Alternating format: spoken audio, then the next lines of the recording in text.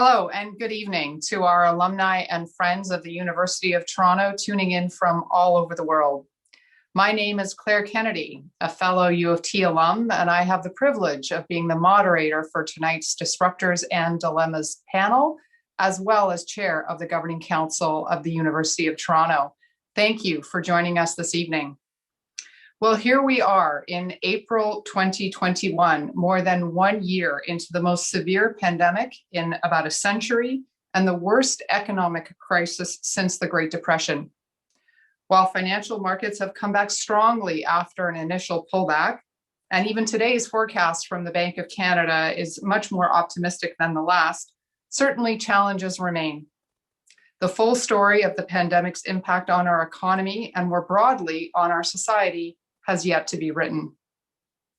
Nonetheless, it seems clear that it has accelerated the digital transformation of the economy that was underway pre-COVID. It has certainly accelerated the digital transformation of Disruptors and Dilemmas. This is our second virtual panel following on our successful fall event on the Q1 or the first quarter of the 21st century. As Canada recovers and rebuilds post-COVID, digitalization will be an important part of our post-COVID growth trajectory. Tonight, I'm really pleased to moderate this discussion with Dele Ibitoy, my Philly Maven Curve, and Dr. Christopher Parsons as we talk about Canada's digital strategy, growing the economy bit by bit. Tonight's Disruptors and Dilemmas is a special collaboration between U of T's Faculty of Applied Science and Engineering, the Faculty of Arts and Science, the Munk School of Global Affairs and Public Policy, and the Rotman School of Management. To our guests across all of U of T's disciplines, we welcome you to today's discussion. I would also like to recognize our presenting sponsor, Bennett Jones, for their continued support of Disruptors and Dilemmas. Thank you as well to MBNA for your support of the Disruptors series through the University of Toronto Affinity Partner Program. Just a quick housekeeping item. Please send your questions to our panel today in the Q&A section, which you should be able to see. You should see that button on your screen now. We have admin staff who will be pulling together all of the questions so they don't get lost, and they'll help me and the panel get to as many of them as we possibly can. And now to our panelists. In the interest of time, earlier you should have received an email with their full bios, and so these intros are deliberately brief. Dele Ibitoy is an MBA grad from the Rotman School of Management and is currently head of operational risk and IT cyber control assurance for RBC's Technology and Operations Group. Welcome, Dele. My Maven Curve is an industry expert in applied artificial intelligence and data governance. She is currently the Chief Operating Officer and co-founder of Sightline Innovation, and a graduate from Electrical and Computer Engineering at U of T. Welcome, Mai. Christopher Parsons received his PhD from the University of Victoria in Political Science and is currently a Senior Research Associate at the Munk School's Citizen Lab here at U of T. He's also the Managing Director of the Telecom Transparency Project, where he investigates the rationales, processes, practices, and politics of third-party access to telecommunications data. Welcome, Chris. So we're going to start with one question directed to each of our panelists, and then I want to make sure that we have an opportunity to get into a conversation and, of course, to take questions from the audience. So on our theme of a digital strategy for Canada, growing the economy bit by bit, I want to come first to Mai.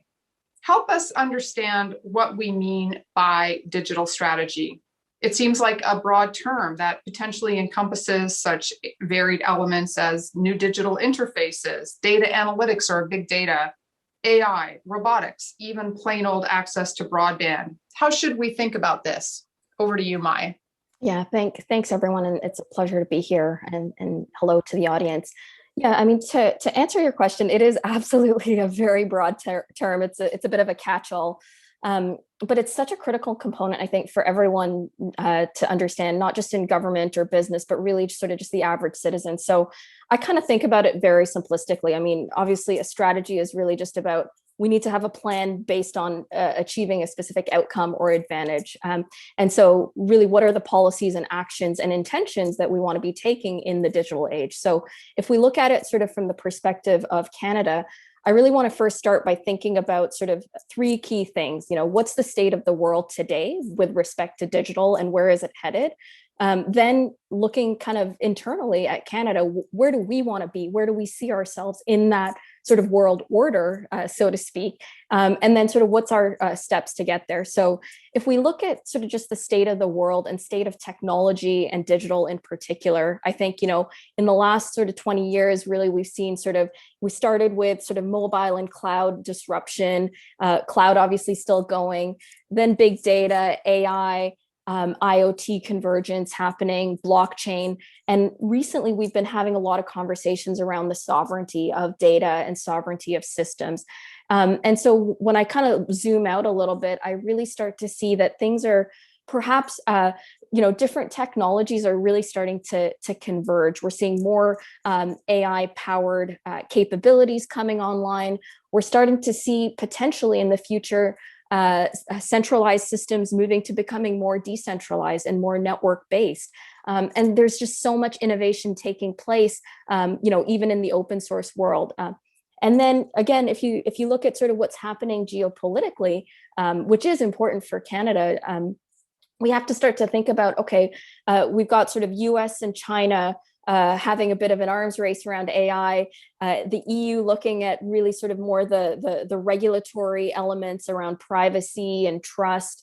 And so when you kind of think about that, it's almost like this new digital world order is really being defined. Then you throw the pandemic into it. And so Canada's really sort of in a challenging place.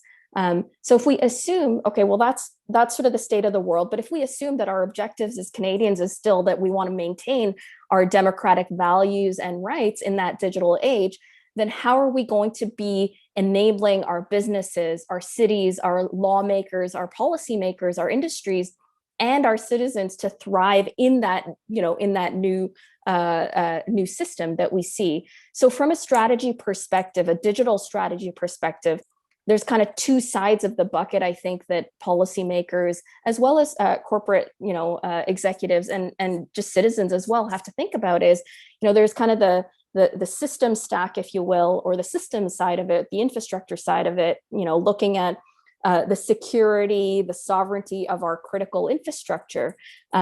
People are starting to, I think governments are starting to see that, data is becoming an asset. So how do we leverage that? How do we capitalize on that? AI obviously is part of that. How do we define what our AI strategy is really going to be when the rubber hits the road? Is that regulatory? Is that going to be something else? These are the types of things that we need to start defining. Intellectual property, standards for interoperability. So it's a lot of stuff that needs to be thought through just on the system side. But then there's also just the human side of it. Which is sort of what I call the human stack, where it's around trust and privacy and just the ethical aspects and the laws. Because, I was having a conversation with somebody today where we were talking about, when we're looking at blockchain, people are starting to see that code itself could become law. It is becoming law in certain systems. I know we're not quite there yet, and we've got a lot of lawyers in the room, so I don't want to get ahead of ourselves. But when we're talking about that, then we really need to think about, okay, well, what are the ethical requirements and the legal requirements that are going to have to translate into these digital systems?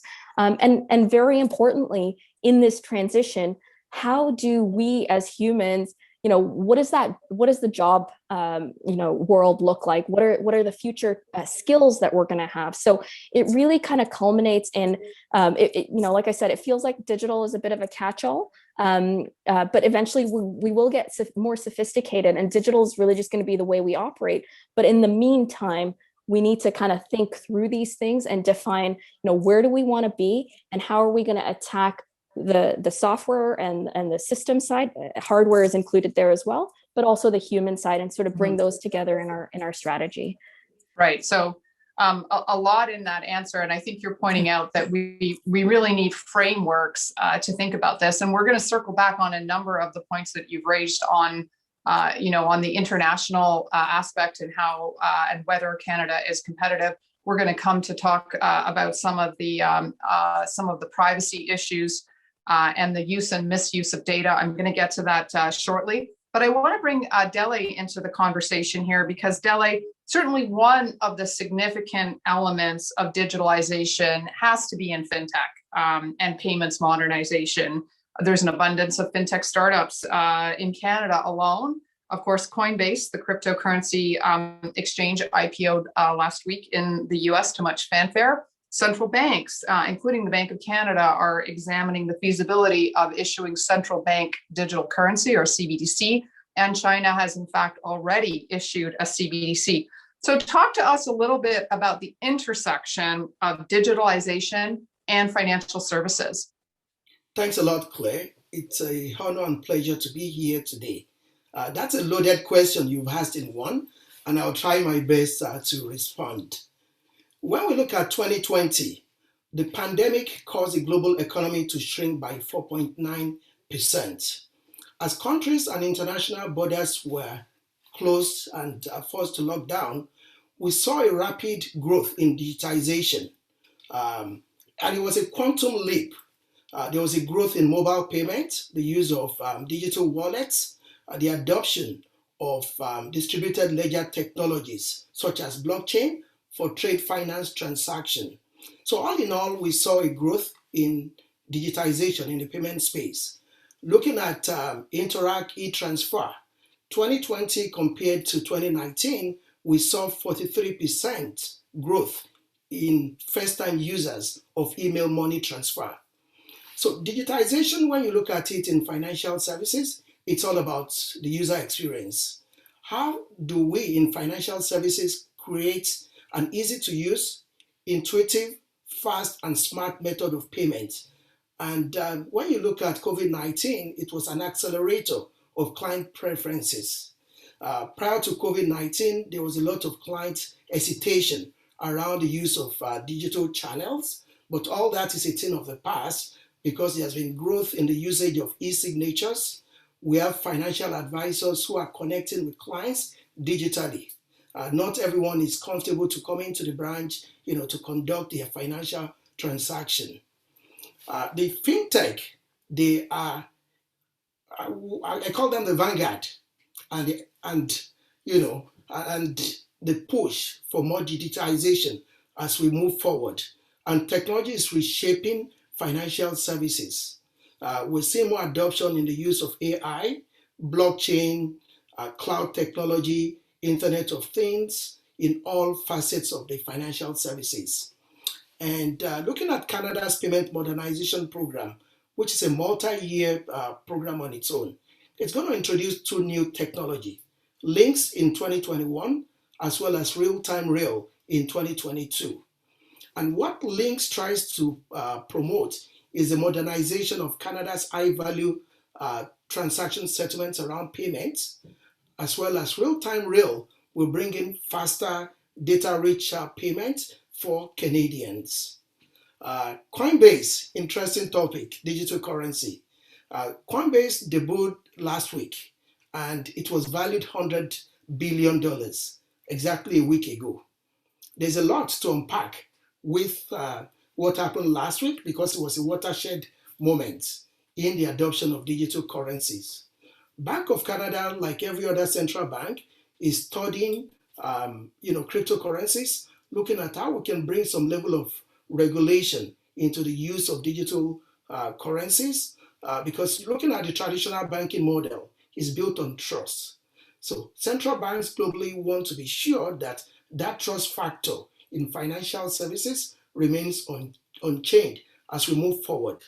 Digital currencies will be massive globally, but we're going to see more adoption and we need to put in controls because there's a level of risk and opportunities that comes with digital currencies.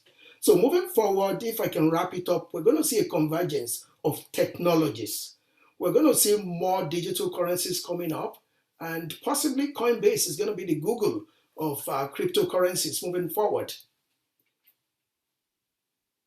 Thank you, Delia. You set the stage really well there, and just so much going on in the fintech space. Like you say, links, which is the high value. So that's essentially transfers and settlements between banks and the large players in our financial system, as well as real-time rail, which is what we would see more as consumers. And to that point, you spoke about convenience and the user experience, which is super important. So I want to lever off convenience and come now to you, Chris, because certainly digital technology offers undeniable convenience in modern life, but we also can't deny that it has created malign effects. So some are outright misuse, like cybercrime, such as ransomware hacks. Others are, I think you could argue, even more pernicious. And I'm thinking about, misinformation masquerading as news that is spread by algorithms designed to maximize likes and shares, potentially hacking of electoral processes and the like. One question which we've already received from our audience references, I think, quite correctly these days as the glory days of cybercrime, or a peak cybercrime. Dare I say, we might not be quite there yet, unfortunately. So talk to us about how we need to protect ourselves from what I'll call malign tech. Yeah, well, first, thanks to the audience for coming, and thanks for the invitation to appear here. I think that there's a couple interesting things going on in that question. So to begin, I think you're absolutely correct. Malignant technology, or the failures of technology, I mean, I look forward to retiring, and that day will be when I can pick up a newspaper or something and there's no privacy issue, no security issue. I think I'm guaranteed for job security, unfortunately. And the way that we often think about this, and the way it's often covered, is an activity has affected an individual or a company or an organization. And then there's, oh, well, what did they do wrong? Oh, they didn't patch. They didn't, something went wrong. They misconfigured their settings. They haven't run an update. And I think what that does at a fundamental level, how can we protect ourselves from malignant technology, speaks to the very problem of security. How can any one of us protect against the world of bad? And the answer is not very well. There's all sorts of tools and technologies that I can use or you can use, but I can tell you some of the most secure tools that I use, I misconfigure. And in theory, I'm an expert on this. So what do we do? I think that we, of course, expect individuals and organizations to do their best. We provide them the ability to do so. We reduce the difficulty in enabling it. But an individual isn't going to be able to figure out if a piece of news on Twitter is real or fake, or if it's biased or unbiased. They're not going to be able to figure out if the machine algorithm that is driving something on their phone or influencing the way their car works, they're not going to have the capability, or should they, to figure out how that works, why it works before they turn on their car. So what does that mean? It means that we're dealing with common actor problems, and that means that we need to go to government. And that's where we have a real issue. Because if you look at the Canadian government as an example, we don't have a particularly effective cyber strategy, to be blunt. And what we do have, when you gain access to anything beyond the lip service, it's redacted, or it comes out of meetings that are often of a format that you can't then discuss what was said in it, which isn't great for building a strategy. Like, it's a strategy that only a small group of insiders have, not great for helping the rest of society. And it's compounded by the fact that for reasons that indicate the confusion in the Canadian government, is tools that we know that can help to protect us, so encryption or things of that nature. In fact, there's a dispute within government itself as to whether it should be provided in a strong fashion. Should we have end-to-end encryption so that when you are engaged in financial transaction, no intermediary party can influence it? And then it isn't just important for technologies today. I mean, it is, but it's also important for quantum technologies. If we are arguing now, looking at our issues of the day, and we say, well, we're going to build rules so you can't have strong encryption. Well, what does that mean? Does that mean that all quantum technologies need to have a way that you can have a third party read what's going on in them? It doesn't work so well, let me tell you. So I think that, how do we protect ourselves from malign technologies? Education is important, and I don't want to dismiss that. But really, I think what's required is putting real force on business leaders and on the government of Canada and neighboring governments and friendly governments, of course, to ensure that organizations that are producing our products can no longer externalize the cost of their failure to secure the products onto the users themselves. And that's through developing a strategy, that's through reconfiguring the way that we economically think security today. Okay, very, very interesting perspective. If I can borrow from what Mai was talking about, sort of in that human stack, I think what you're saying is there's elements of it that come down to sort of personal responsibility and responsible use of technology and protecting ourselves and our devices. But a much bigger portion of this has to be something that is essentially government-led. With standards and with business engaged to do that work of creating the right guardrails around the system. And essentially, we can't simply assume that we can, sort of crowdsource this through our individual efforts around protecting our own privacy. Really interesting. I'm sure we'll come back to some of the themes here. One of the things that I do want to pick up on, though, was the point about internationalization. And I've got a couple of questions that I want to go out to the panelists with. So just let me set this up by saying that, I think it's fair to say that Canada is a small, pretty open economy. And while there are certainly some bright spots in innovation, and here as chair of the Governing Council of U of T, I have to give a shout out to U of T, which is one of the top 10 public universities in the world and one of the top 3 in North America, behind only Berkeley and UCLA, which I think is really quite extraordinary. So kudos, U of T. But despite all of that, Canada lags in business investment and productivity growth. We've been hearing this for years, if not decades, from many, many reputable sources.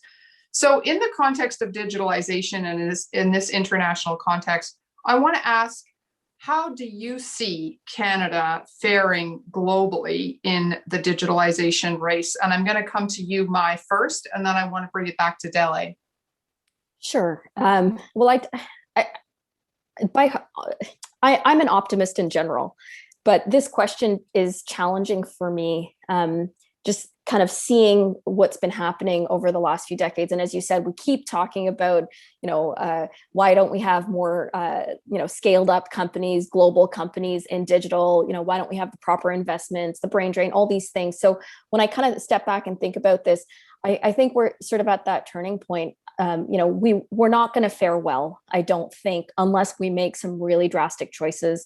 The pandemic has shown us a lot of digital vulnerabilities for Canada, but well before the pandemic, I think, we've seen that as a country, we've done great in terms of investments in research. We're very good at that, but we need to shift that focus now in terms of investments in commercializations, and not just investments in any commercial technology.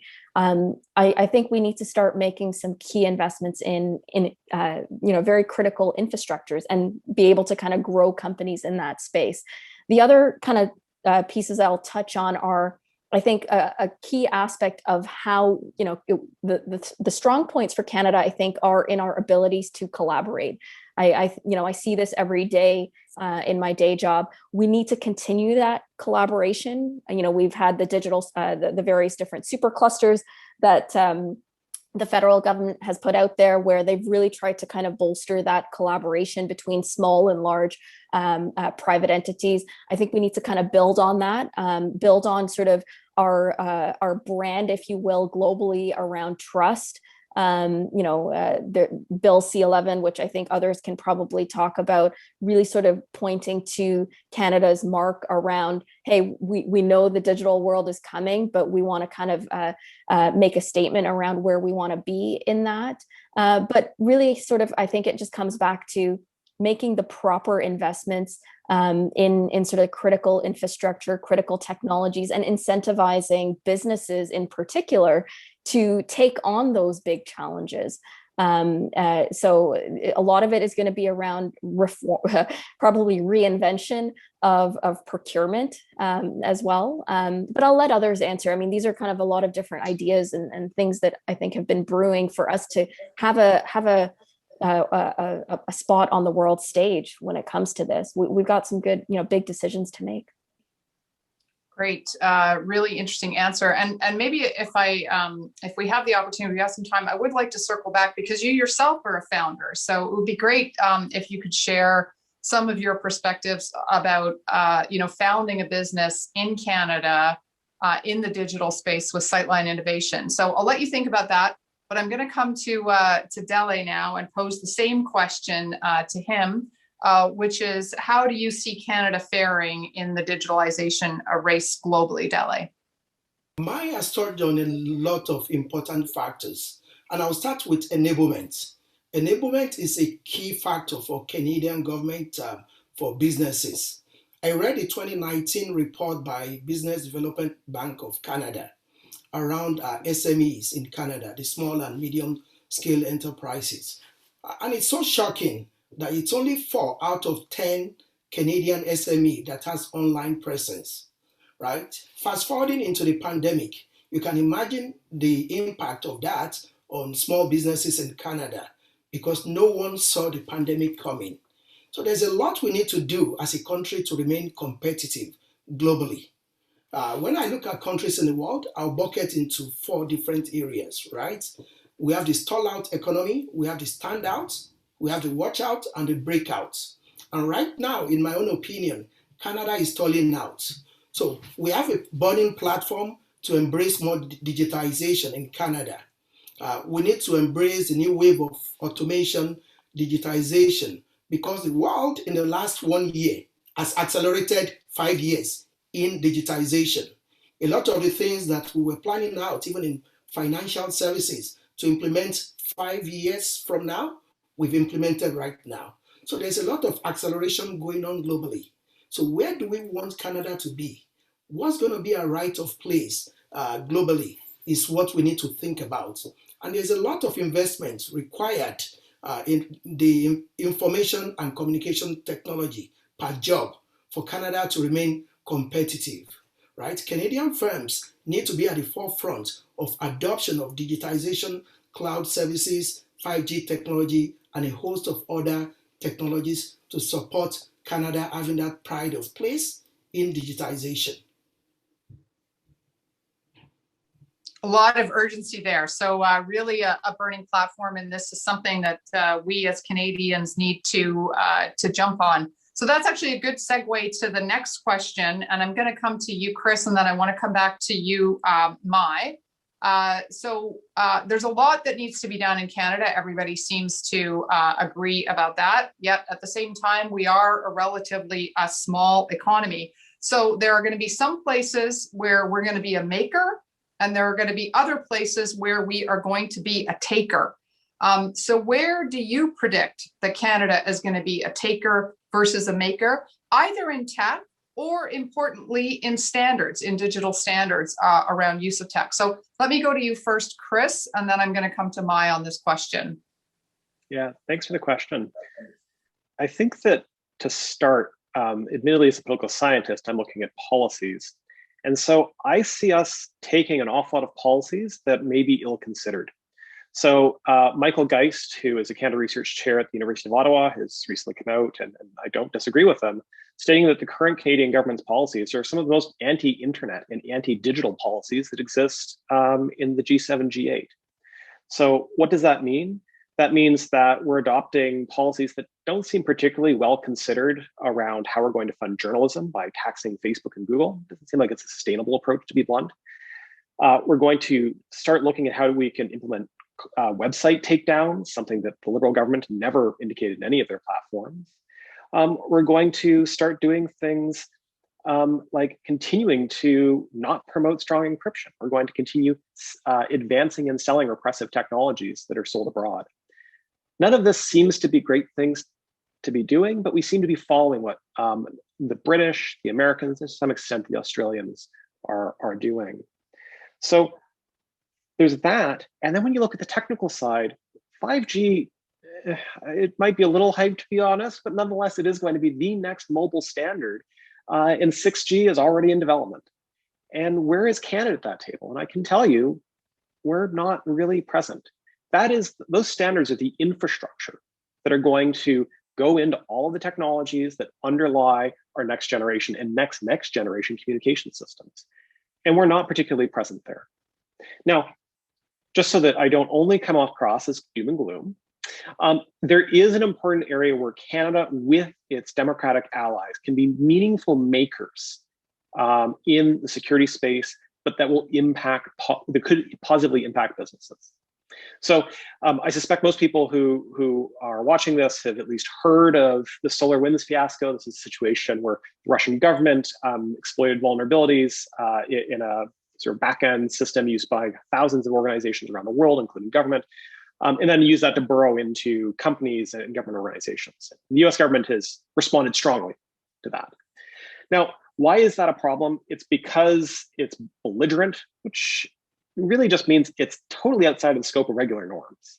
So I think that Canada, with our allies, saying espionage is, not great, but it's going to continue. But there are rules for thresholds for what you can do. And if you go too far, maybe that means if you attack update systems, maybe that's a step too far. That's a critical defensive technology we need. These are the areas where I think Canada and its democratic allies over the next 5 or 10 years can try and build up norms through both identifying bad action and then punishing those actions when they take place. How does that benefit business? Hopefully it means that the various actors who are involved in the cyber stage will understand what appropriate and inappropriate nation state activities are and understand the costs. And hopefully that will mean that we won't have a SolarWinds that affects, however many thousands of businesses, but rather we'll have a targeted moving into, supply chain. Not saying we want that either, but at least it won't be going after every single business on Earth. And it'll be going after something that's focused and is within the realm of regular security theory. So interesting. I mean, you might say that there's some parallels really between, say, something like the WTO and the multilateral development of trade, of trade strategy and trade rules, that architecture globally, with this multilateral development of IT standards, and one could be as essential as the other. I want to come now to you, Mai, to get your take on this question of where can Canada be a taker, where is it going to be a maker in the digital world? Yeah, Christopher brought up a lot of great points. I think I'll kind of start by, I'll look at it more from sort of the technology side of it a little bit, just based on sort of my experience. But just for a bit of a tangent, I was also just skimming a summary version of the federal budget that came out, I think it was 2 days ago. And in some ways that gives us a bit of an indication of where Canada wants to be, I suppose, a maker. Maybe whether we will be or not, we're not sure, but it gives us an indication of where are these investments going. So I'm not an expert on clean tech or green tech, but certainly it seems to me that that's an area where we have the opportunity, and it sounds like investments capability to be able to be a maker in that. Same with quantum as well. Again, I'm not an expert on quantum technology at all, but that one, it feels like almost like we're where we were in AI. There was kind of that buzz around, okay, quantum research happening. We've got some really strong Canadian research going there. So that feels like it could be an area where we could potentially take a lead role. But just to kind of touch on the stuff that Chris was talking about, and I think you mentioned as well, I think data governance is a massive arena where our standards organizations, both the Standards Council of Canada as well as the CIO Strategy Council as well, that's looking at data governance standards. That's really an arena, I think, that we can be a leader, on the world stage, looking at sort of the trust frameworks. What are, as you said, the guardrails and governance rules around when these applications and implementations of these technologies really come online. So I think that's one area, and I'd love to see. I don't know if we're going to get there, but I'd love to see the importance that Canada's putting on data in the various discussions we're having. I'd love to be able to see, how does Canada now capitalize on that in an economic sense, right? Can we, as Canadians and as a Canadian government, take that leap from data is just something that we want to protect because we understand that it's valuable for AI and other data-driven technologies, but making that leap to, hey, data is actually an economic value and asset that we can actually leverage and help to build our growth. So that's sort of on the maker side. On the taker side, I need to think about this one a little bit. I think pretty much everything else is I feel like Canada's just going to be try to be a bit of a fast follower, or maybe I should say a slow follower in certain scenarios, unfortunately. But certainly on the infrastructure side, I feel like, as Chris said, we're going to be a taker, and that's not a place we want to be when it comes to critical infrastructure. So I'll leave it at that, Claire. Thank you. Yeah, I think that's very important. But maybe there's a role for us, coming back to this point about multilateralism, which Chris made, which I think is a good one, where Canada can be a facilitator. So we aren't going to be the maker of the strategy, but as an honest broker who's got a seat at many tables, and I think is still Canada is still respected globally.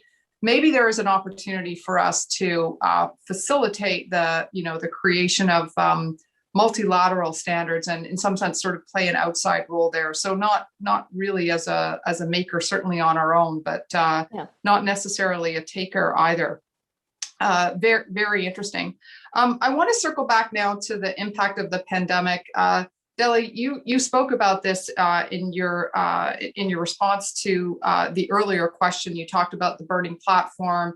You talked about small and medium-sized enterprises, only 4 out of 10 really having an adequate digital platform. So a lot of work to be done there. And I think many businesses will have seen an inflection point in terms of reaching customers in the pandemic through a digital interface. So help us, reflect a little more on that, if I could ask you. So beyond getting zoomed out, and I think we are zoomed out, we're very happy that we're able to come here today as Disruptors and Dilemmas in this virtual format. But at the same time, I think a lot of us are looking forward to getting back to some form of normalcy and in-person life. But nonetheless, how is this pandemic, this experience of the pandemic, really going to affect, how could it affect, for good or for ill, Canada's digital strategy? So let me come back to you, Dele, for some further insights on that. And then I want to go to Chris with this question as well. Absolutely. Thanks a lot, Claire, for that question. The pandemic itself has increased the burning platform, like I mentioned previously. And we're seeing a lot of positive impacts with respect to the adoption of digital technology. A lot of the hesitancy that we saw in the past with adoption of digitization is now a thing of the past. When you look at the average productivity per employee, Canada, US, right? Canada has always been lagging compared to the US. With the pandemic and digitization going on right now, I think Canada is picking up momentum. And at some point, we may be able to catch up, with the rest of the world. When we look at trade finance, we're seeing our businesses now expanding more globally with respect to e-commerce. The adoption of blockchain for distributed ledger transaction for trade finance is picking up. We're seeing increase in the use of digital wallets. So there's a lot of positives coming out of the pandemic. The real question to what Mike said and Chris is, how do we create that infrastructure to support the ongoing adoption of digitization? And that's where we'll begin to see more positive effects for Canadian businesses and for Canada to become a leader in digital adoption. Great. I'm going to go now to Chris, and then I'm going to ask our panelists to think about the question of, what is the role of the government, and importantly, what is the role of large enterprise in Canada in advancing our digital strategy. But let me come to you, Chris, on the impact of the pandemic on the development of our digital strategy. Yeah, so I think that within Canada, there is often a kind of humbleness. We are very productive. We generate a lot of intellectual property. We are involved both domestically and abroad in a number of research partnerships. And we see that in the way that Canadians lead in the field of artificial intelligence, machine learning, 5G, and indeed in vaccines for the current pandemic. We are very good at producing incredibly high-skilled, high-quality knowledge workers that now, of course, many of which are working from home and others are working as safely as possible from the places of business. And throughout all of this, what have we heard from the Canadian government and indeed governments around the world? There are bad people lurking on the internet, and they're trying to gain access to that information, gain access to that intellectual property. Canadian businesses have been successfully targeted. They have had their research extracted. They continue to have information removed from them. National security in some ways has come to Canada. And I think it's come in a way that is a little bit more real than it has been in other situations in the past. So what has this meant? Well, to some extent, we've been living this pandemic during the last stages of the Trump presidency, which has also meant there's been a rise of, from where I sit, or unfortunate rises in nationalism and concerns about who is involved in our IP now. So is it just the case that people from abroad are coming in, or do we have suspicious parties that organizations are accidentally partnering with? So what's one of the impacts? Well, the Canadian Security Intelligence Service, CSIS, has been working with Industry Canada for quite some time, or currently ISED, to develop guidance. And this is meant to ensure that researchers at academic institutions, when they apply for funding, certain research projects will now go under national security scrutiny to assess what are you going to do, who are you working with, okay, you need to change your projects. So I think that we're actually getting to a space where businesses realize the security risks of both being at the office and having people at home. And the government of Canada is getting much more serious about assessing who Canadian researchers are working with and the conditions under which funding will be permitted. So that's going to have potentially a pretty major shift in the way that organizations that are private operate, as well as public institutions that are involved in public work. So my hope is that the engagement with research institutions is thoughtful. It has not been so in the United States. But I also hope that because individual Canadians understand this as a threat, because the government has been getting a huge number of calls of ransomware and other targets against employees who are working from home, that we actually see the long needed and desperately awaited modernization of the RCMP, to be frank, and of our police forces generally. So that when something happens to you, it isn't sort of like, it's a computer problem, we don't have computer people. And in fact, there is a way to chart, track, and respond to these criminal activities. And the RCMP has been called to modernize for, the past 10 years. But I think that this may be the moment, the inflection point, especially if employees keep working from home after the pandemic, where it is clear that they need to build digital bona fides and they need to expand them substantively. It's not enough for a Mountie to be a Mountie to be a Mountie. We actually have to have digitally savvy Mounties, and they need to be out in force. Yeah, so they need more than the red Serge and a big horse. So yeah, that's an interesting perspective. So policing in the modern age requires is going to require digital skills. Absolutely. I want to go now to some questions from the audience. We've had a number coming in. One audience member has noted that from the question of impact on climate. In fact, blockchain cryptocurrencies with their very high energy demands are actually potentially net negative from a green economy perspective. But sticking with the green economy for a moment, and I think that's actually a fair observation on the part of our audience member. But how can digital technology assist with breakthroughs that we need to address climate change? And I want to come to you, Mai, on this question. Yeah, absolutely. Great question. And I think the way that I think about it when we're talking about really sort of these big challenges that we're facing, whether it is climate change, curing cancer, all these kind of health and climate issues that impact a large, sector, large swaths of the population, and really all of us. The key, I think, is really around collaboration, but not collaboration in sort of our traditional sense, but really being able to share information, share data a lot more seamlessly. And I'll give you a real world example that we're doing, right here in Canada around agriculture as an example. The ability you'd think it's really simple for the person that's collecting data around, certain crops that are being grown, that data to be shared with researchers who have the machine learning expertise and the capabilities to develop these really interesting algorithms to determine, okay, what is my yield going to be? What are the specific genetic characteristics of my crop that I need to change to generate that type of yield? So when we're thinking about these really large problems around climate change, I think the ability for technology to connect us, to network together, to be able to collaborate, between the different parties that need to be involved. That's really, I think, how technology is going to play a role in this specifically. So that's kind of the way that I think about it right now. The key is really around digital collaboration, and that's, people think that that's easy to do. It's quite challenging to be able to do that at the scale we need to be able to do that. Okay, interesting.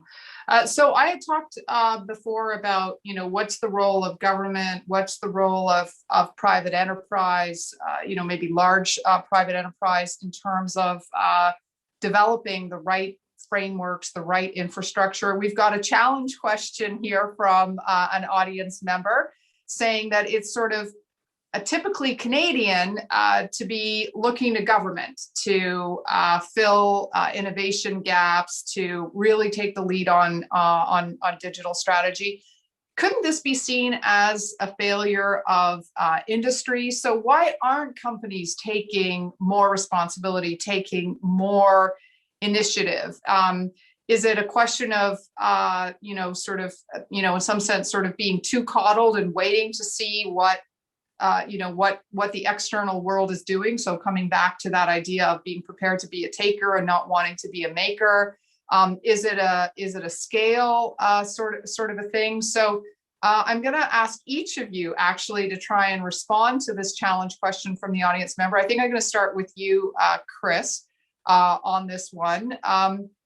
Is Canadian business sort of too complacent, sitting back and waiting for government to figure out what to do? So I'll speak from sort of the cybersecurity domain. I think that on the one hand, it's just really hard to figure out what to do, to be honest. I mean, if you're a big company, right? If you're a bank, if you are a telco, if you're a well-capitalized business, then you've got a fleet of people who are looking at policies, they're looking internationally. This is part of their job. But if you look at Canada, a huge portion of our economy is made up of small and mid-sized businesses. And your policy person could be looking at security trends, or they could be looking at something that's more relevant probably to the growth of your business. And that's paralleled by the fact that a lot of the threats and challenges that are facing companies, they're just not well situated to defend themselves against, right? It's sort of like, telling a flock of minnows, there are whales out there and they are coming, but just work together. And, you've got some, larger fish there with you, but nonetheless, it's not enough to actually solve the problem. So I think that there is work that we're seeing in Canada. We are seeing companies come together to adopt best practices. They're looking, frankly, to the United States and to the National Institute of Standards and Technology for guidance. They're going around the world and they're trying to figure out what to do. But we really do need an explanation as to how does Canadian privacy law intersect with how you can build your defenses, how you can process data, how you can share data. Can you share it with government? Under what terms? And so I do think that it shouldn't just be the government doing everything. I don't think that's really the way this is going to work. It has to be a collaborative process. But nonetheless, it needs to be more of a back and forth.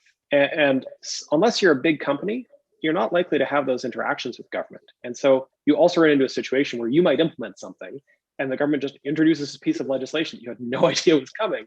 And then all the months or years of careful work that you've done just falls by the wayside. And so I think that there is a opportunity for private business.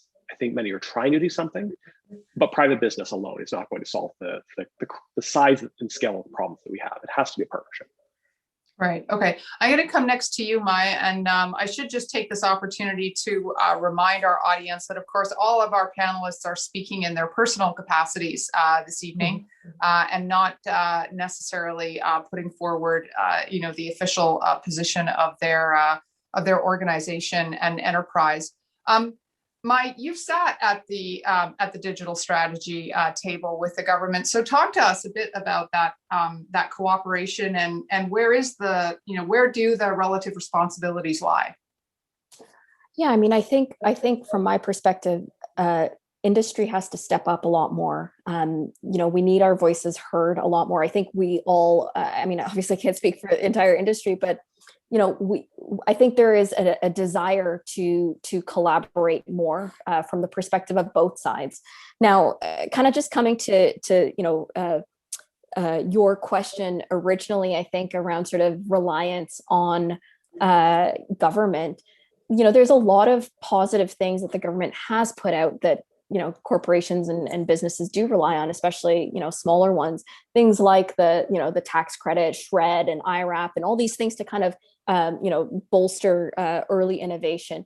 But really, I wanted to kind of point out the big challenge that I think companies in Canada face. It's really the scale up aspect of it. It's we've got a lot of startup companies, we've got a lot of smart people, but for us to really be a legitimate global player in the digital arena, we need a lot more larger businesses that are, digital and technology focused. And I know that, the financial services, which Dele can comment on, everyone has to reinvent themselves as a digital company. The entire government, every single department has to reinvent themselves. But just coming back to your question, if we're not helping those businesses to really have a market here within Canada, it's a challenge, and government is one that all businesses look to be able to sell to.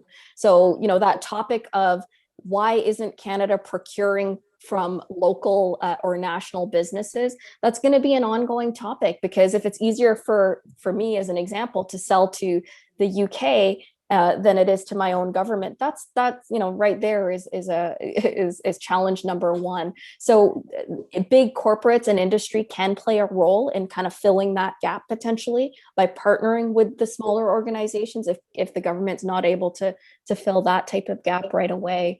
I hope that kind of helps to answer your question. I know I kind of went around a bit. Yeah, no, I think that's a fair point. And I mean, I think strategic use of procurement is going to be important. And I mean, I think that's something that has, I'll add my own editorial in here. It kind of bedeviled Canada in a way. It's this kind of, sort of parochialism that we have. We're a small country, and we don't even have free trade within Canada.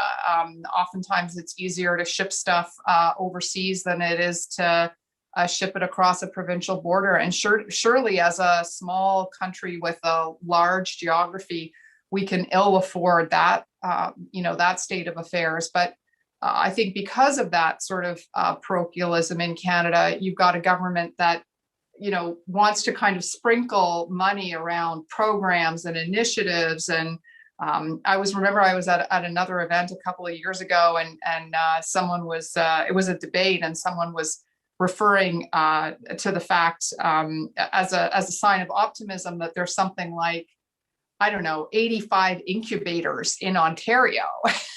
Yeah. I'm thinking to myself, that's part of the problem. Exactly. Maybe 8 and not 85, because we just have we're just taking our resources and spreading them too thinly. But let me come to you. Dele, to address this question of the role of business versus government in developing a digital strategy for Canada. What's the responsibility for enterprise? There's a lot more. Thanks for that question. There's a lot more that private enterprises and businesses would have to do. We cannot put too much reliance on government. And here comes the complexity and the challenge when you look at Canadian economy. We have a lot of small size business. So scale becomes a big issue. And that's why there's a dependence on government's enablement. But on a go-forward basis, I think we should attract global companies to come into Canada much more than we've done in the past. And as we begin to attract bigger businesses, hopefully there'll be more investment coming out from those companies. Because you look at research and development, Canada does a great job at R&D except that the production goes into the US. So we're kind of very, very conservative. We stay in the back burner. We do a lot of R&D and the world takes credit. It's about time for us to allow some of those industrialization to begin to happen in Canada, such that we're not just playing the back end role, we're actually in the forefront, and these large corporations can fund some of the changes we require from an infrastructure standpoint to support digitization. Yeah, I think that's I think that's a fair comment. I mean, I think that again, I mean, we're touching on this problem, and this is not unique to to digitalization strategy. I mean, we've been lamenting this in Canada for a long time. Our sort of inability to scale businesses. So we've got our big banks, and we've got our telecoms, and we've got Shopify, and there's not a whole lot else that's sort of, really, really big. We have some infrastructure companies, to be sure. We have some global agriculture players. To your point, I don't want to shortchange Canada, but certainly from the perspective of individual founders, oftentimes the most economically rational decision is to allow themselves to get bought out by a larger global player, probably in the US, possibly in Europe, and cash out, and maybe try and reseed some of that into innovation within Canada. But sort of breaking through that size barrier seems to be, a perennial problem. And maybe if government, again, I'm kind of editorializing here, sort of stepped back and really just kind of looked at, what kind of a sandbox does government need to build? Like, they don't need to get in there with making the sandcastles. They should be letting enterprise do that, but they need to build the right kind of sandboxes in order to allow that to happen. So let me come back. We've got a question on copyright law, and unfortunately, we don't have a copyright expert on this panel. So I don't think that we're going to be able to address the question about what needs to happen to Canada's copyright law in order to really promote a sound digital strategy. But I think that there is a corollary question here on privacy standards. And I think it's been identified that PIPEDA, the Canadian privacy law, may not be sufficiently current as to say be fit for purpose. So I want to come to you, Chris, on this. Should Canada be adopting something like the GDPR, like the European standards on privacy? Should we be making our own? What needs to happen to privacy legislation in Canada if we want to have a sound digital strategy here? Yeah, so thanks for that. And I think that we're actually at a really important inflection point on this. So the Government of Canada has introduced Bill C-11. This will reform privacy legislation at the federal level fairly profoundly. And it's noteworthy that the first thing to take from legislation is it is not human rights legislation, right? So Supreme Court of Canada has recognized that privacy operates as a quasi-constitutional right. That is not the approach that the government has taken, and it is business first and foremost. And so that means that this legislation has built in a whole raft of, I would argue, fairly substantive problematic exceptions to the way that data can be collected and disclosed about individuals. And in addition to it just being a concern because you might have something like Clearview AI, which harvested a whole lot of data, and you have to start looking at that. And is that a problem under this legislation, and how? As opposed to it being pretty obvious that, oh no, that's just bad. You can't do that.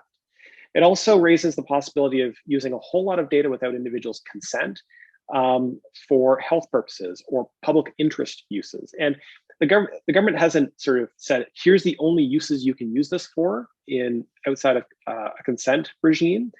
We will expand to it over time through government orders.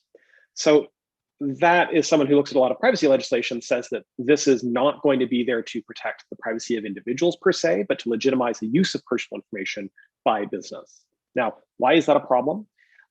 I think that businesses are increasingly realizing that they are losing the trust of their customers. And we're seeing that with companies like Apple, who are putting technical systems in place that will prevent actually some of the data collections that are envisioned in this very legislation. So businesses starting to appreciate that the unrestrained collection and use of information without consent is a real problem. and could have real economic consequences. And yet our legislation seems to be going in the other direction of sort of saying, well, what are the things that are going around right now? Those might not be permissible under the current legislation. Let's make sure they are. And that seems to be non-ideal. It also seems to be out of alignment with Europe. And the reason C11 has been introduced is because Canada is soon to fall under an adequacy assessment to assess whether or not Canada's laws are equivalent or sufficiently equivalent to Europe's to continue processing European citizens' data. And it is an ongoing and open question as to whether C11 will meet that. And if it doesn't, it means this whole enterprise of producing business-friendly privacy legislation may need to be scrapped just so that we can maintain our ability to do commerce with the Europeans. Yeah, well, certainly that sounds like a clarion call to government to get it right. And I mean, it's certainly the case. I see this in my own day job, so to speak, where any enterprise that has got customers in Europe or has got a European interface is concerned about compliance with European privacy legislation. So in some sense, maybe that's actually driving the adoption of practices within organizations in order to meet that standard, regardless of what exists in Canada. Although, one would hope that we would, take a view that the government would develop legislation that would sort of pass muster in the global arena. I said I wanted to come back to you just to invite you to expand a bit on your own personal experience as a founder of Sightline Innovation. So now would be a great time to do that. Could you just share a little bit with us your background and your journey and what it has been like to be a founder in Canada of a tech-based business? Yeah, absolutely. Thank you. Yeah, so just to give you a high level of what Sightline is, I mean, our journey has been it's been a windy road. I can tell you that much. So we started under 10 years ago. So we've been around for a very long time, and we started in the space of applied artificial intelligence. And at that time, it was a brand new kind of novel idea. It was still very much in the research phase. But what we learned, and we built out a full end-to-end machine learning platform, allowing enterprises to actually leverage data and operationalize AI. So really kind of in the applied AI realm, what we learned very interestingly, when Cambridge Analytica happened and we were working with a lot of businesses in the EU, the focus around AI really shifted towards data and data governance and data ownership, and really businesses and enterprises seeing that, hey, it's not really about the algorithms, because a lot of algorithms now are being open sourced, and it's also in sort of in the research domain, but it's really around the value of our data. And so what we've done is kind of shifted our platform to really look at now data trust. And so that is what our technology does today. It enables different organizations to collaborate and interoperate with their data assets to solve problems like we've been talking about today. But on the business side, really the journey has been equally challenging, I would say, when we're navigating. My company is still today invested in by private investors. We've not taken any VC funding. And why is that? I think really a lot of it has to do with sort of our belief that I hope that, new entrepreneurs coming out really look at attacking these challenging infrastructure problems, right?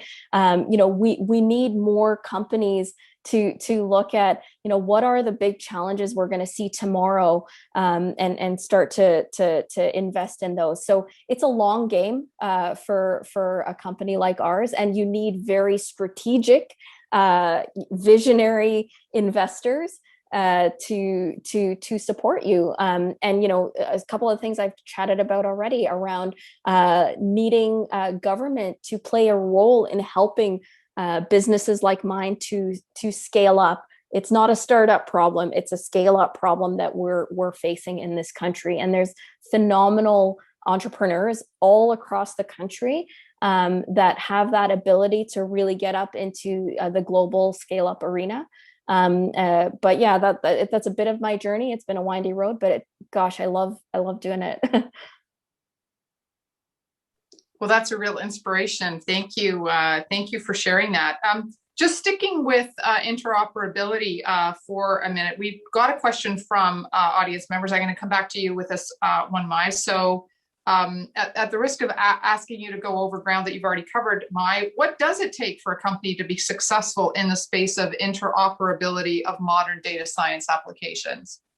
Yeah, I'll keep it brief. I mean, interoperability is a big challenge as we move into digital systems. I think if you want to be successful in the short run, you really got to just do the grunt work of building out those integration points. Systems are not compatible still. There's some standards out there, but kind of focus on your niche, build out those integration points, but also keep a pulse on standards. Participate in those conversations where standards are actually being set, because that is really going to be the global norm that's adopted by a broad set of players in the industry. So you kind of have to do both.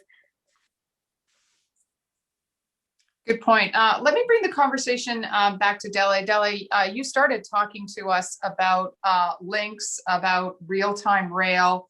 Can you help us understand a little bit more? Those are two really, really important projects. Maybe real-time rail, is more obvious from a consumer-facing perspective, but very much tied to open banking and to a lot of the, the sort of fintech, the portability from a consumer perspective of one's own information. I mean, there was a time that I can still remember when you couldn't port your cell phone number, and that was something that was loosened up, and I think consumers certainly benefited from that. So talk to us a little bit more, if you can, about particularly about real-time rail, but would appreciate your perspective on links as well, because this payments modernization is something that I think is going to be really, really important for Canada. So thanks for that question, Claire. The modernization program itself is laying a foundation for improved digital and rich data, secure and faster payments. That's going to be the framework or the baseline for us to modernize Canada's payment system. When we look at links, which would be introduced later in 2021, it's around the high value clearing and settlement system, right? That hopes to improve some of the speed or some of the legacy challenges with the applications we have currently in production. And for the real-time rail itself, it's about speed. It's about secure data-rich payments. Right? How do I send payments and within microseconds for the payment to get to the beneficiary? So those are the two technologies and how we expect that would improve overall payment to our businesses, overall payment from consumer to consumer or business to business. So it's all about laying that foundation, that plumbing for better payment, faster payment. And ultimately, at some point in time, just like you spoke about porting your phone number from one provider to the other, open banking, which has started already in Europe, is going to come into Canada at some point in time.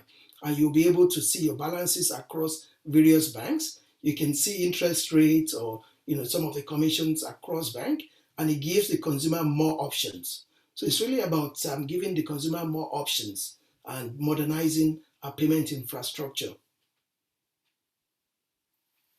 Yeah, lots of development there, and I think by and large, I think consumers will be happy about lower costs. But if I'm allowed a digression for a minute, you look at something like the GameStop phenomenon, and you see that frictionless trading maybe has some effects that were not anticipated, and which aren't always good in our capital markets.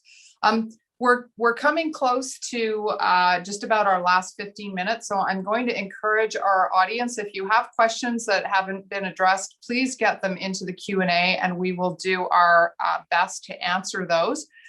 Before we get to the top of the hour, we will have a hard stop, and I promise that you will be out the virtual door, so to speak, by 7 o'clock for sure.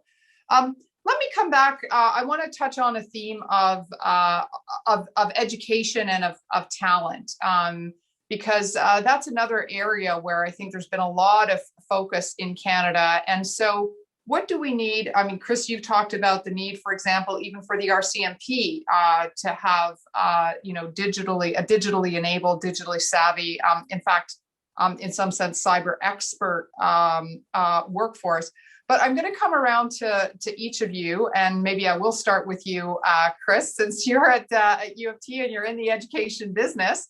I want to come to each of you and to talk about what you think we need to be doing in Canada from an education perspective. And you can take that at the university level, you can take it K to 12, but just in terms of talent development and what role that needs to play, what role that can play, and how should we be thinking about that in the context of a digital strategy for Canada? What is the role of education in that? So let me come to you, Chris.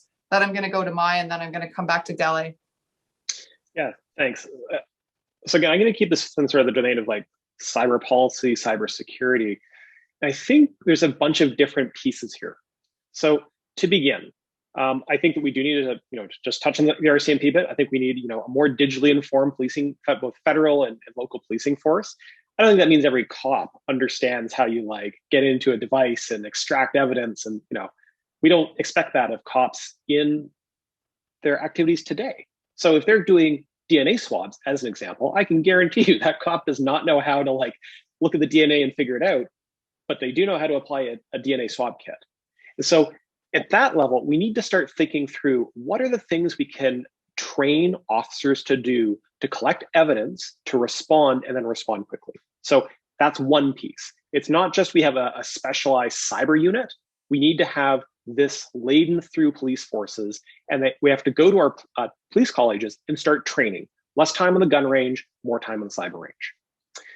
Now, when it comes more broadly to cybersecurity, there is a huge problem. I was speaking with folks from the US Air Force recently, and they were saying, we can't hire people, right? Like, we get people in because they want to go to university or something like that, but we can't afford to pay. And that's an ongoing difficulty. And they were saying it's compounded by the fact that they have people in the Air Force, and this is true in Canada as well, who they're interested in cyber things, but they don't code. And so therefore they automatically opt out. And I think that when you look at what is involved in developing competent security processes, there is clearly a part of it that you're in a terminal writing code or assessing code, but that's a pretty small part. And when you go into the intelligence agencies, when you look at how they're composed, you have a small group of technical experts, and you have a pile of cyber analysts. And so I think part of the task is just explaining to our graduates, you don't need to code to be involved in cybersecurity. And here's how we can bring you into this. And we don't have a good system of that in Canada. When you go to the United States, there's a number of universities that have basically set up feeder programs for the security services, the intelligence services, and frankly, private companies. And it means that you have people coming out who have baseline technical competencies, so they know what a packet is or something like that. They're not hacking into something, but they can start looking at the information, assessing the information, making sense of the information within their area of specialization. And I think from a security standpoint, we need to do that a lot better here, because right now it's sort of dependent on, or substantively dependent on, people who have technical training falling into those other areas of specialization, which they're not trained in, as opposed to developing proper, effective, multidisciplinary teams. And we need teamwork to actually make real progress on these problems. Some interesting perspectives there. Let me come to you, Mai, and then I'm going to go to Delhi. And then I think we might be headed to our speed round to wrap up our questions. But over to you, Mai. Yeah, sure. I'll try and keep it short. I mean, I think the way that I look at it is, if we're looking at sort of the next 10, 20 years, rapid change is going to be happening. There is going to be automation. So when I think about how does education really need to evolve, obviously we're going to have some baseline digital literacy for kids coming out of, elementary, high school. But I think the more important aspect of it is the continuing education side of it. I think, we need to really kind of amp that side up, because, as more and more transformation needs to happen in every single sector to become digital, we need to equip everybody with kind of that baseline digital skill set. So, at the elementary level, I might take an opposite side to what Chris said, but I think, coding as an example, we're going to have some basic skill sets. I think to some foundational aspects of technology needs to be introduced, just like how math and English are foundational aspects to the current curriculum. I don't know if we can sort of get away from doing that type of thing. So I think it's really just around, let's amplify the continuing education aspect of our education system, so that we can sort of adapt to that.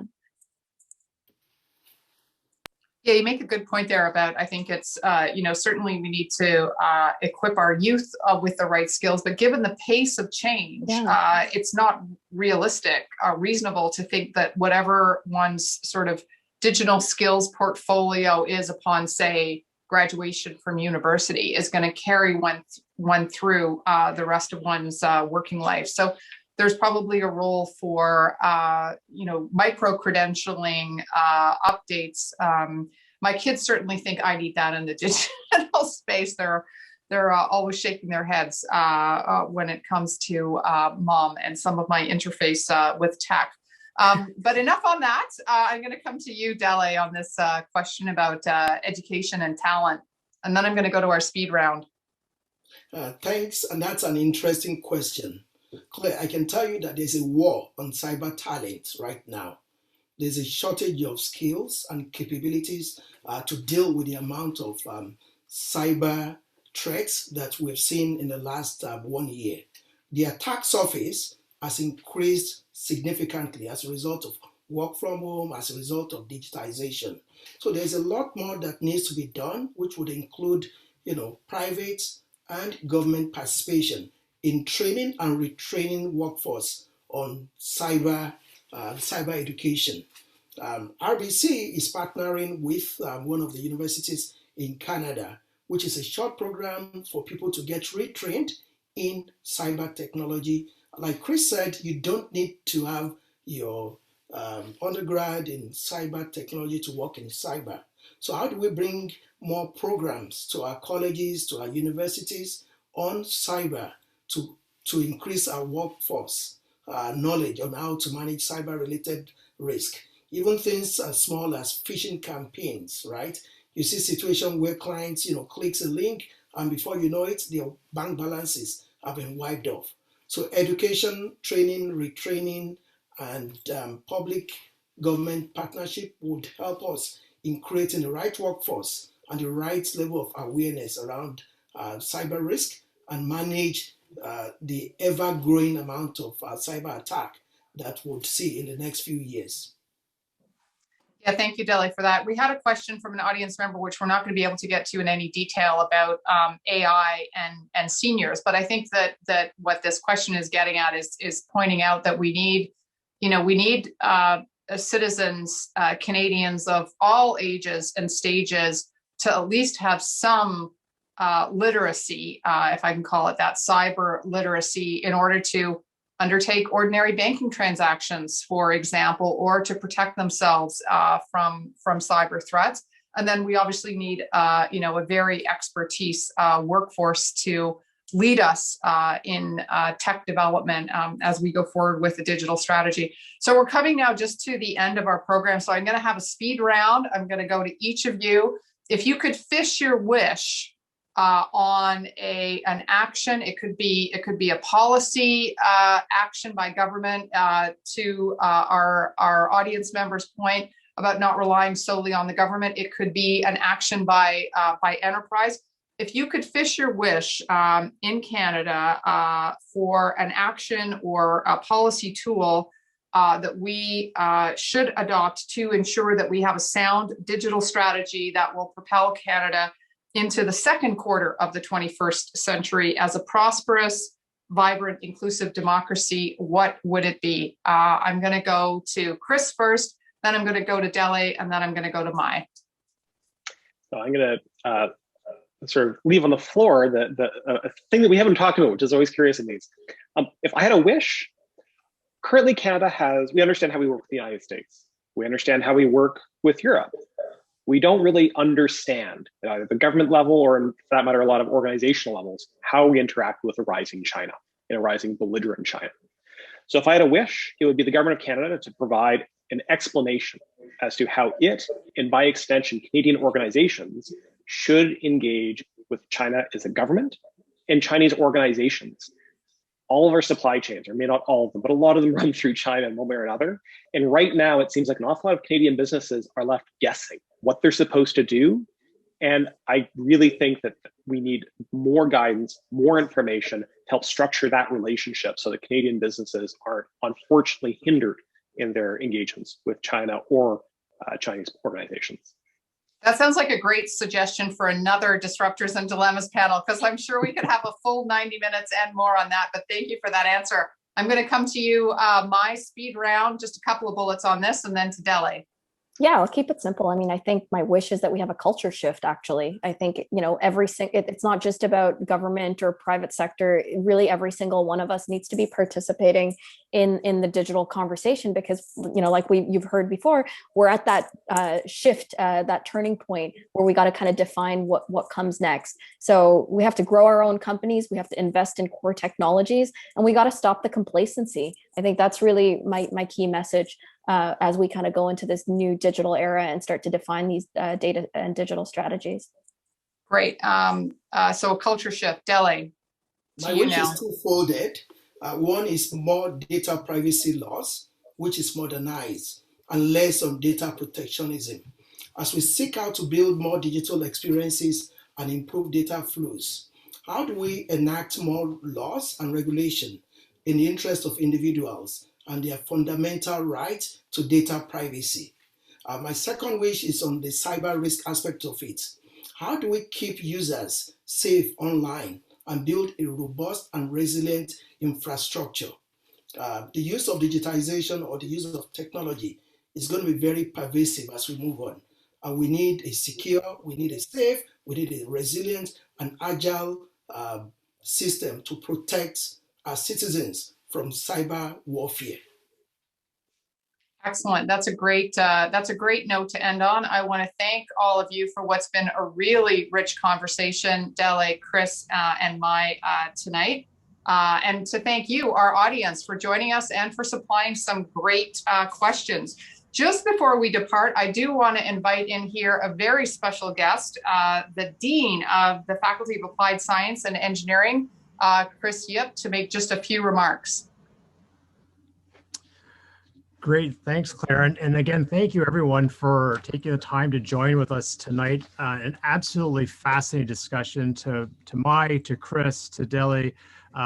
Amazing insights into what is really super relevant for the times that we're in. The pandemic, as you've all said, has really outlined the potential for a truly digital economy.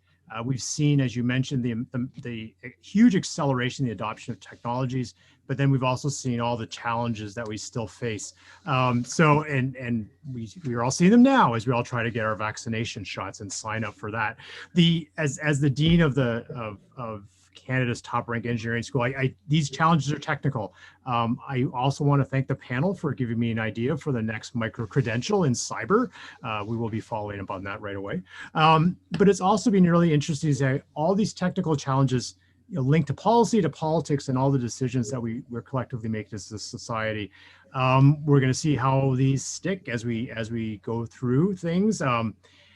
One of the things I know we're going through right now, we're all used to these virtual events. I know we all want to get back in person. We all want to do that and actually get out behind our screens and talk to everybody in person, a much more vibrant way of getting together. One thing's clear, as engineers, we're refining our current technologies, inventing ones that are yet to come. it's really clear that we need to continue to work and engage experts from outside of our fields. We love to give our students, I love to give our students opportunities to work with experts in other areas. The Disruptors Dilemmas is a great example of doing this. And again, I want to really acknowledge the work that Claire's done in bringing together this truly amazing event. This one in particular, jointly hosted between engineering, the Munk School, and the Rotman School of Management. Just an amazing way to get this cross-disciplinary, these great conversations underway. So again, thank you everyone for being here tonight, for taking part in this tremendous conversation. Claire, again, thank you for founding this series over 10 years ago now, right? And really just continue to expand the vision. I love the fact that this is now bringing so many different faculties together. This is really exciting. Bennett Jones for continuing to support. MBNA and TD for their support of the disruptors through the U of T Affinity Partner Program. So thank you everyone for being here tonight. Look forward to seeing you again next time. Is the next one still virtual? We'll see. We'll see. But definitely looking forward to when we will have an in-person event. So take care, everyone. Stay safe. Great. Thank you so much. Thank you so much, Christine. Yep. So the future is digital, but it's also interdisciplinary. So thank you all, and let me wish you good health and good spirits until we meet again.